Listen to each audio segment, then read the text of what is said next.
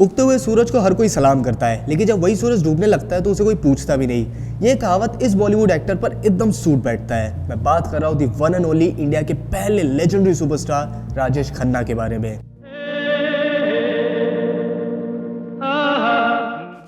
लड़कियां इनके नाम से मंगलसूत्र पहना करती थी, और सिर्फ यही नहीं, कई लड़कियां तो अपने खून से इनके लिए लव लेटर लिखती थी। डायरेक्टर प्रोड्यूसर ब्लैंक चेक पे साइन करके देते थे सिर्फ राजेश खन्ना के नाम से। तो जिस इंसान ने 2 साल में 15 ब्लॉकबस्टर फिल्म दी, तो आगे उनके साथ ऐसा क्या हो गया कि कई सालों बाद वो सिर्फ सेमी हिट के लिए भी तरसने लगे।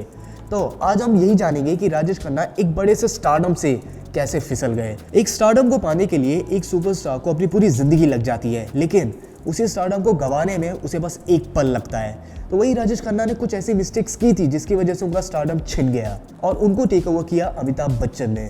तो राजेश खन्ना की पहली मिस्टेक होती है रॉन्ग डिसीजंस, यानी कि गलत फैसले जो उन्होंने जिंदगी में लिए, मूवी चॉइसेस में नहीं, अपने सेक्रेटरी और चमचों के कहासुनी में।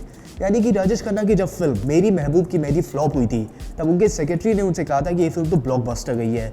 तो राजेश खन्ना को एक ओवर कॉन्फिडेंस आ गया, उन्हें लगा कि मैं तो कुछ भी बनाऊंगा, लोग तो हिट कर ही देंगे। जब राजेश खन्ना की फिल्म बावर्ची एक एवरेज मूवी बन गई थी, तब उन्होंने इसी फिल्म को हरीश शाह को दिखाई थी। हरीश शाह एक काफी अच्छे प्रोड्यूसर है, मेरे जीवन साथी उन्होंने प्रोड्यूस की थी। हरीश शाह ने कहा, काका आपकी फिल्म बावर्ची तो काफी अच्छी है, लेकिन ये आनंद के लेवल की नहीं है। राजेश खन्ना जो कि हमेशा अपनी तारीफ ही सुना करते थे, उन्हें ये बात काफी ज्यादा चुभी और उन्होंने फैसला किया कि वो हरीश शाह के साथ कभी कोई भी फिल्म में काम नहीं करेंगे। और सिर्फ यही नहीं, उनके सेक्रेटरी और चमचों ने कई बार उनसे कहा था कि आप मुझे इस फिल्म में रोल दिलवाएं, आप मुझे भी काम दें। बट जब ऐसा नहीं होता, जब डायरेक्टर्स मना कर देते कि मैंने रोल सिलेक्ट कर लिया है, तभी भी राजेश खन्ना उससे लड़ लेते। और आपको एक बात बता दूं, राजेश खन्ना जब अपने एंडिंग मूवमेंट पर आ गए थे, तभी उनके सेक्रेटरी और उनके चमचे उनके साथ नहीं थे। दूसरी गलती आती है राजेश खन्ना की शराब पीने की, यानी कि वो ड्रिंक करके इतना ज्यादा एग्रेसिव हो जाते थे कि वो डायरेक्टर प्रोड्यूसर अपने को स्टार सबसे झगड़ा बोल लेते थे। और सेकंड ये आता था, राजेश खन्ना को शायद अपने ऊपर कुछ ज्यादा ही ओवर कॉन्फिडेंस आ गया था एक टाइम पर। जब राजेश खन्ना सौतन मूवी में काम कर रहे थे, तब उन्होंने अचानक से डायरेक्टर को कॉल किया और उन्हें बताया कि फिल्म का जो क्लाइमैक्स है मुझे वो पसंद नहीं आ रहा है, क्योंकि फिल्म के क्लाइमैक्स में तो मैं हूँ ही नहीं। यानी राजेश खन्ना ये चाहते थे कि उनका रोल सबसे ज्यादा बड़ा हो, और जब कोई डायरेक्टर नहीं मानता था तो राजेश खन्ना या तो उसके साथ काम नहीं करते थे या तो उस पर दबाव बनाते थे, जिससे स्टोरी पे भी फर्क पड़ता था और राजेश खन्ना के कैरेक्टर पे भी फर्क पड़ने लगा। और एक और बात मैं आपको बता दूं, आपको नमक हराम मूवी तो याद होगी, उसमें रजत मुराद का जो कैरेक्टर था, राजेश खन्ना ने चाहा था कि वो उनका दोस्त करे, यानी उनका चमचा, लेकिन डायरेक्टर ने मना कर दिया था।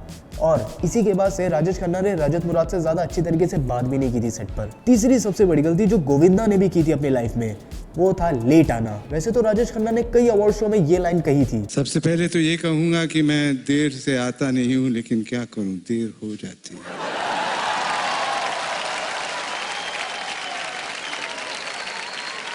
इसलिए माफी का हकदार हूं।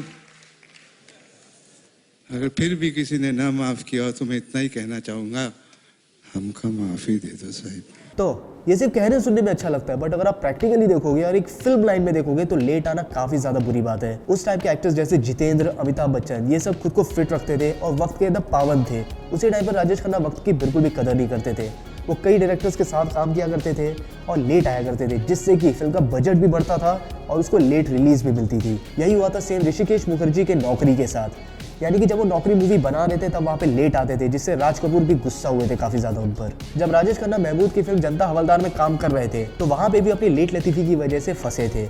वो लेट आया करते थे, जिसकी वजह से फिल्म का बजट बढ़ने लगा और एक टाइम पर उनका झगड़ा इतना ज्यादा बढ़ गया कि राजेश खन्ना ने कहा कि मैं इस फिल्म में काम ही नहीं करूंगा। और ऐसा आर्टिकल्स का कहना है कि महबूब ने तो राजेश खन्ना को एक थप्पड़ भी रसीद कर दिया था। और लास्ट में जब ये फिल्म फ्लॉप होने लग गई थी, तो हर डायरेक्टर ने यही कहा था कि इस फिल्म के फ्लॉप होने का रीजन खाली राजेश खन्ना है। इसके बाद आता है 5th पॉइंट, वो है खरा फिल्मों की चॉइस।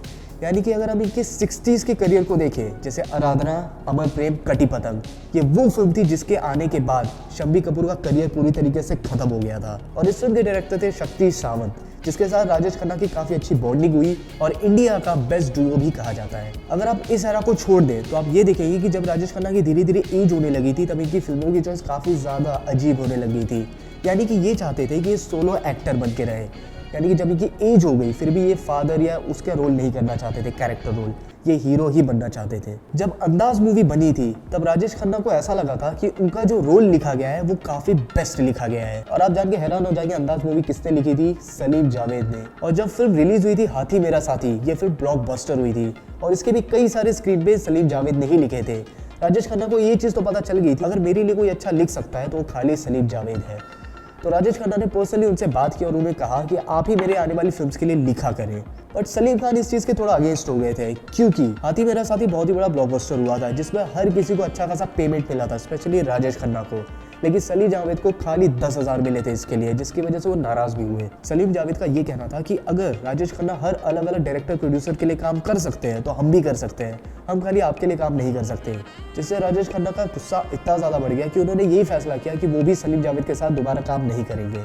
और आपको शायद लग रहा होगा कि इसके बाद सलीम जावेद का करियर खत्म हो गया, तो ऐसा नहीं था। उल्टा सलीम जावेद ने बेस्ट फिल्म्स लिखी जैसे दीवार, जंजीर, लेकिन इन फिल्मों में इन्होंने राजेश खन्ना को कभी भी इन्वॉल्व नहीं किया। उल्टा इन्होंने अमिताभ बच्चन, मिथुन, इन सबको प्रमोट करना चालू किया, जिससे कि राजेश खन्ना ने खुद के ही दुश्मन बना लिए। इसके बाद आती है दी ग्रेट शोमैन के साथ का झगड़ा हुआ था। जब फिल्म बॉबी बन रही थी तभी उन्होंने डिम्पल कपाड़िया से शादी कर ली थी, बट फिल्म आधी बनी हुई थी। जब राज कपूर डिम्पल कपाड़िया की डेट्स लेने के लिए जाते थे तो राजेश खन्ना हमेशा बीच में आ जाते या फिर उन्हें डेट्स ही नहीं मिलती। तो राजेश खन्ना के इसी एटीट्यूड और बिहेवियर की वजह से राज कपूर और ऋषि कपूर दोनों ही काफी नाराज हुए थे। मेरे जीवन साथी में वापस आते हैं। ये फिल्म इतनी बड़ी ब्लॉकबस्टर हुई थी कि इसके बाद महेश भट्ट, जो कि काफ़ी पॉपुलर डायरेक्टर है, उनका इंटरव्यू में कहना था कि मुझे तो उस टाइम पर ऐसा लगने लगा था कि राजेश खन्ना किसी भगवान से कम नहीं है। लेकिन इसी के बाद उनकी वही गलती हुई थी, जैसा मैंने कहा था, फिटनेस। यानी कि अगर आप राजेश खन्ना की स्वर्ग के बाद कोई फिल्म देखेंगे तो उनका मोटापा आ गया था, यानी कोई हीरो लाइक दिख भी नहीं रहे थे। लेकिन गलती उनकी यही थी कि वो खुद को मेंटेन भी नहीं कर रहे थे।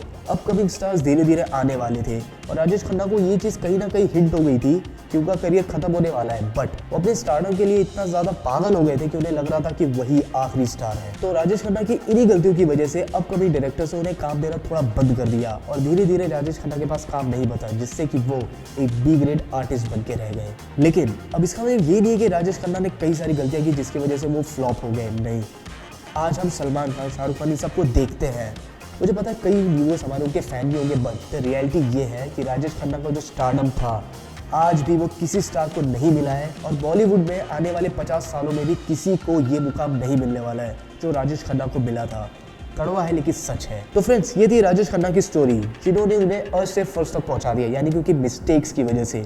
और मैं उम्मीद करता हूँ कि आपको ये वीडियो पसंद आया होगा। अगर आप चाहते हैं कि हम किसी और स्टार के ऊपर भी वीडियो बनाएं तो आप हमें कमेंट्स में बता सकते हैं। तब तक के लिए आप हमारे वीडियो को लाइक कीजिए, शेयर कीजिए और फॉलो कीजिए। तब तक के लिए bye and have a good day.